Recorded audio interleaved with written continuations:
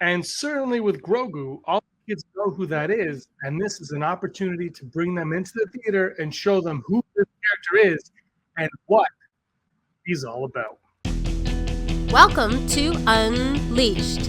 And don't forget to join us on Patreon for early access and exclusive content. Here are the guys. Hey everyone, I'm James. This is Unleashed on Rebel Scum Podcast. Thanks for joining me. It is Friday. Hope you had a great week, a sunshiny week, a beautiful week. Summer it's coming to an end. I'm so distraught about that. But what are you going to do? Here we are, a week removed from D23, where had they do that? Andor, of course, Skeleton Crew, which is something I'm very excited about. And if you want to hear more about Skeleton Crew, you can watch our podcast on last Wednesday, episode 332 of the Rebel Scum podcast, and Monday's live stream on Flying Casual. We talked about it as well. Today, I want to talk more about Mando and Grogu and a few other things. But this is a movie, Mando and Grogu, that I'm certainly not alone in being very excited about, hoping to see more of it in the coming years, I guess. It's not being released until May 2026, with another Star Wars movie coming in December 2026, which again, is for me, I've said this before, I'm going to continue to say it. I think that's a little too. There's too much happening there too soon in Star Wars land. You know, we haven't had a Star Wars movie in 5 years. Look, as great as it was for that period of time when we had a Star Wars movie every December for 5 years. Save for the Solo year when it came in May, which was a mistake. It was fine. Like, that was a lot of fun. It was great being excited for it. But there's something to be said about the George Lucas every 3 years. I'm sure the OT was because that's what it had to be, and the prequels was he's like, well, that's what we did before, we're going to do it again. But it was good because it gave you a chance to be excited, to build up, and of course to go online and be spoiled for 3 years leading up into the movies. And I don't necessarily miss waiting 3 years. I don't know if I need two in the same year, though. I mean, we've been deprived of it for 5 years, so it's going to be nice, and I'll never have an issue going to the theater to watch Star Wars. But, we've got one May 2026, December 2026, and December 2027. Who knows what the next two are? Possibly the Rey movie. I know Patreon Ron doesn't believe that's going to happen. I certainly think that there's going to be more changes made to that Rey movie before it gets anything. I think that was another. I think it's going to happen. I don't know if what they're working on now is what's going to happen, but I think Daisy Ridley will return as Rey. Maybe sooner than later, maybe later than sooner. I don't know. I think that's going to happen, but I just think you've got so much going on in Star Wars. Why throw all these things out at once unless they're all ready to go? But again, I mean, I don't think we need two in the same year, especially right now. When we saw The Last Jedi to Solo, how that worked out. Like, if Mando and Grogu, which I think is going to be received fine, but that's based on nothing. That's based on, I like the show. And I know nobody likes season 3, but like 4 people, I was one of them, like season 3, whatever. But season 1 and 2, most people liked, but that was a while ago now. That was years ago. Season 3, I think some people kind of felt it fell off. Are they going to be excited to see in the theater? So if you go to the theater and you get it, and let's say it's underwhelming at best, right? Let's say that worst case scenario, it's underwhelming. Are people going to be excited to go in 6 months to watch another Star Wars movie in the theater? That is even a less known quantity, because even if it's the Rey movie, we don't know what it's going to be about. Is Rey the only character? If Finn shows up, does that bring you a little bit along? I know a lot of people will want Kylo or Ben, so with Rey, but if he doesn't come, do people care? So I don't think it's a sure bet as it could be. I think Star Wars, regardless though, other than Solo, is always going to be a sure bet theatrically and for the foreseeable future. But again, if people don't, but what is a sure bet? Is it $1 billion? Because if Mando and Grogu does $1 billion, but it's not that good, or it's not received very well, maybe the next one doesn't make $1 billion and doesn't have to make $1 billion. And I like the way they've kind of positioned themselves with Mando and Grogu, where it's a $120 million budget. It's going to make that probably opening weekend. So they position themselves well for that to be a success. Whether or not it hits $1 billion, Mando and Grogu, I think, is going to be a success. It's positioned like it's really well positioned, and hopefully they can figure out how to make these movies for cheaper. I hope they can learn how to make these shows for cheaper, because I got to be honest, I like The Acolyte. I've said before, I found it underwhelming, disappointing in a lot of ways, and just for the amount of money they spent on it, you look at it and you say, okay, quality and whatever aside, how do you justify spending that much money on a streaming show? And I've said that before, and I'll continue to say it. I just don't understand how you can justify that when you're not making. I mean, I guess people have the ad version of Disney Plus, but I don't understand how you justify that amount of money to go into a show. And then when they become underwhelming, you look at why. So I think they need to find a way to make these shows for cheaper. And I know the volume is an answer and a solution, and I know a lot of people are over the volume. They don't appreciate the volume or like it, but they use it in the. I think if you don't overuse it and you use it the way it was intended to be used, I think there is a place for it. And I think there's a place for green screen and blue screen and rear projection and all of that, and the volume is just an evolution of all of that. So you got to use it. So you got to find a way to make that cheaper. Find a way to make the movies cheaper, because I think you can spend $500 million on a movie. That's not going to make it good. It's not the amount of money you spend on a movie. It's how you use that, how you use the money that you have, and you use the resources that you have. And one of my issues, I think, with the Star Wars streaming now, especially since I started watching TV again, it's just that I feel like the wrong people have been hired in the wrong positions, because they're not. There's just there doesn't seem to be an understanding of how to tell the story in the amount of time and the time restraints that they're given. The 8 episodes and the 30-minute time frame that they have. I just feel like it's kind of they just haven't succeeded there. Whereas I think Mando season 1 and 2, it did succeed. I think those did. I think the first 2 seasons, every episode felt like I never felt underwhelmed by an episode. An episode never happened, and I was like, I kind of wish that didn't go. I thought the first few episodes of Acolyte, and I know some people disagreed, but I thought the first few episodes of Acolyte kind of felt like finished episodes. Like I was like, okay, there's a beginning and end, and then it kind of went off the rails.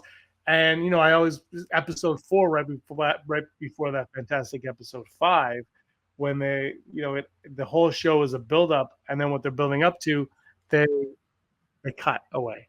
And I hope they don't do that. So the Mandalorian and Grogu movie obviously won't do that, but you're coming off of Mandalorian season 3, which people were kind of up in the air about. And I think the way that season ended, because that season, what I really liked about that season was like for me, the Mando and Grogu story ended with season 2 when he went off to Luke, and then they come back, and now this is kind of like a side quest. This was like just an addition. This one could have been called Mandalorians or whatever, and it was about Mandalore more. But when it ended, we saw Zeb, which was great, is going to be in the movie, and it ends, and he's like, "Well, I'm going to be bounty hunting again. Grogu's with me." And it kind of gave them a fresh start to do what they want. And so this movie kind of excites me in the way that we're back to square one. We're basically at like beginning of season 2 with these characters is kind of essentially where we are, where they like everything they've done is in the past. They're the father-son figures, and they're going to do what they're going to do. And now this is their next adventure. But what really intrigues me is here's an interview that Jon Favreau had at D23, where he said the following: to have worked with these characters and also the people behind the scenes as well, and to come back together and to have the scale and scope of the big screen to tell this story with characters that people already know in a brand new adventure.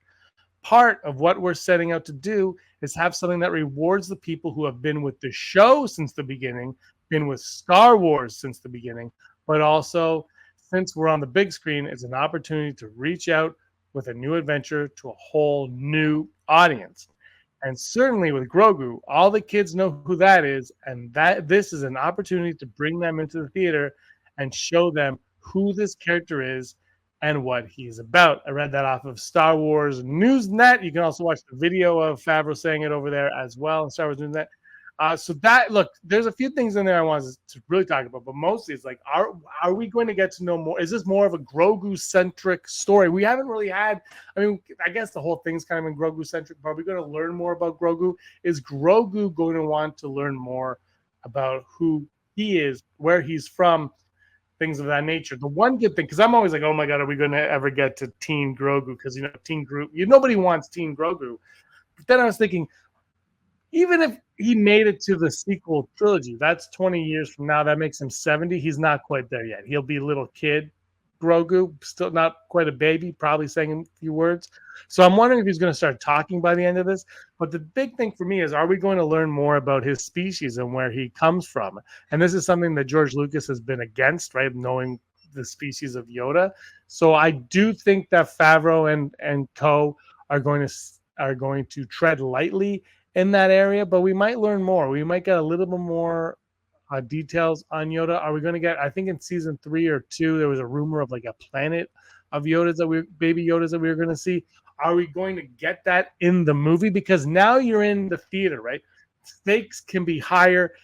You can learn a lot more because your audience is greater than it is on Disney Plus. So are we going to finally learn the name of the species or the planet on which Grogu is from? I would say no to the species name just because of George Lucas, because they're not. I don't think they're going to do that. But the planet that Grogu's from, the planet that Yoda's from, that could be in there. And what is the plot? Look, the thing looks very exciting. Looks action packed. Looks like a lot of fun.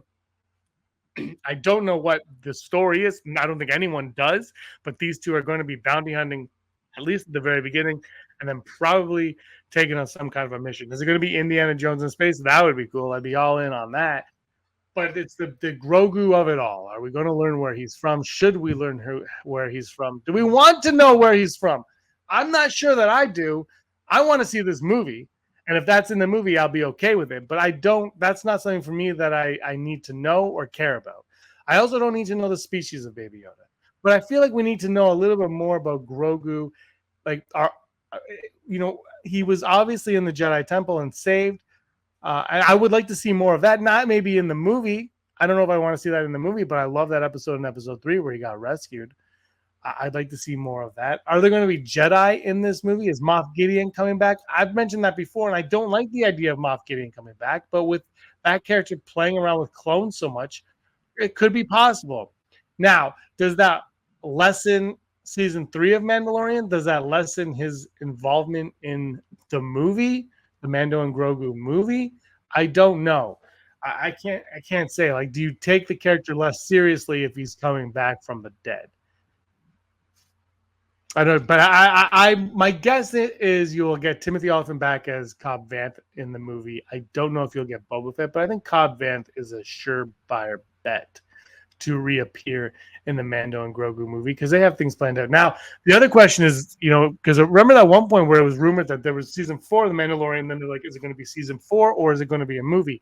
And what I want to know is, did Favreau have scripts done for season 4 and then they turned it into a movie, or did he have a concept for season 4 and decided to turn it into a movie? Because I think season 3 would have worked. I think season 3 is a binge watching show as is, and I think it works better as a movie. I think if they would have made that as a movie, you could do it. And I know Bob Iger said no Star Wars movies on Disney Plus, but I think not now, obviously, because it's going theatrical.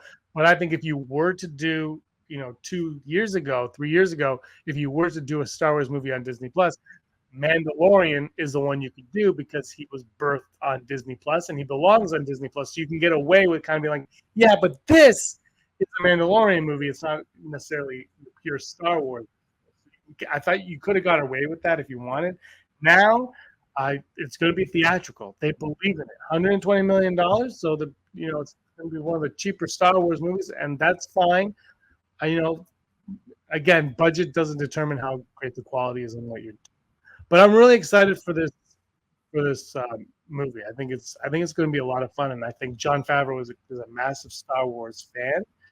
I think he understands Star Wars. I think when he got the ball and was able to run with it for The Mandalorian, he took that ball, and I think a lot of fans who kind of left Star Wars after Last Jedi and whatnot, I think a lot of them were like, okay, maybe I like Star Wars again, and then Rise came out, and then season 3 and all the other shows. So I do think he's going to take this very seriously, and he's going to make the best Star Wars film that he believes is a Star Wars film. Because don't forget, if you go back to Star Wars Celebration 2018, 17, that winter, whenever, I think it was Chicago.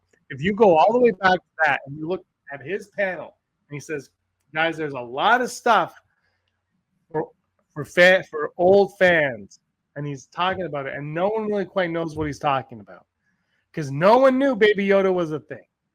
And then all of a sudden, we're watching it, and the episode ends, and it's like, here's a 50-year-old, and it's a Baby Yoda.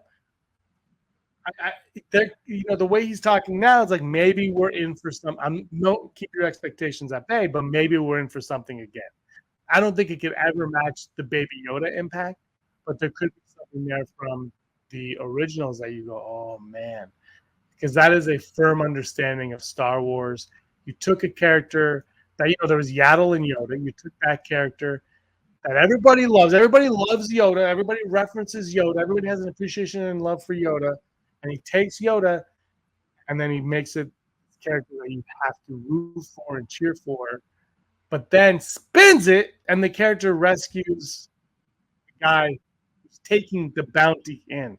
And then they have their father-son relationship, whatever you want to call it. So I'm really excited. The Egg episode 2 of The Mandalorian, is still probably my favorite Disney Plus episode, a Star Wars episode on Disney Plus to date. That's probably what it is. It's probably that one. I've seen that one like 3 or 4 times, which doesn't sound like, it might sound like a lot, it might not. I don't know. For me, that's a lot. I've only watched a few things on Disney Plus, and that's season 1 of Mandalorian is one of them, and that episode is one for sure. And I look forward to our ranking the shows. We used to rank the Mandalorian episodes. Now we can do the live action ranking shows, which is also fun. It'll be curious to see if they incorporate anything from animation in there as well. With Filoni working so closely with Favreau on it, obviously, I think a lot of them was off of animation, so we'll see. The one thing I hope is, because there are rumors that there are a lot of cooks in the kitchen for a lot of these Disney Plus shows, and I think sometimes you can kind of see it, and I think that's why season 1 and 2, but mostly season 1 and 2, it's so tight about what it's about. You cut all the fat and like, this is what it's about, and characters are only there because they need to be there. Nothing happens when it doesn't need to happen. As these series go, more characters more storylines are brought in. And there's just a lot, and the fat is everywhere. It's like me. There's just so much fat around it that the story kind of get swallowed up. I'm hoping, with the movie coming up, that Favreau is the chef, unintended. Favreau is the chef, and everyone else is going to just wait and eat. And obviously, the person paying for the food, have suggestions. They're never. I mean, there are bad suggestions, but it's never bad to get suggestions. So, but I'm hoping that he's like, this is what I want to do. This is a story that I'm going for, and let me tell it. And if it fails, it's more on him than on the directive was this and that, So, but I have faith in the footage we got was really cool, and they've only been shooting for like a week and a half. Like, what has it been, like 2 months of shooting or a month of shooting or something? So I'm really excited. Wish it was coming out next summer though. Not too thrilled about 2026. I might not be alive. Anyway, I'm very excited for it. What do you got? You guys looking forward to Mandalorian and Grogu in the big screen? What do you think of Favreau's comments that they got to go on a new adventure, that we get to see what Grogu is all about? What is Grogu all about? Is he going to have as many lightsabers? Is his lightsaber coming back? Is it going to be more force sensitive? Or is he going to maybe not use the force much and gravitate more to being a Mandalorian warrior? Let me know what you guys think in the comments down below. Give us a like and subscribe. Don't forget that stuff either. I'll be back on Monday with the live show, Wednesday with the podcast, and Friday with another Unleashed. Thank you so much, guys, for watching. Until next time, may the force of others be with you. Hey scumbags, thanks for watching. Don't forget to give us a thumbs up on our video. As always, please subscribe to our YouTube channel, Rebel Scum Podcast, for all the latest videos.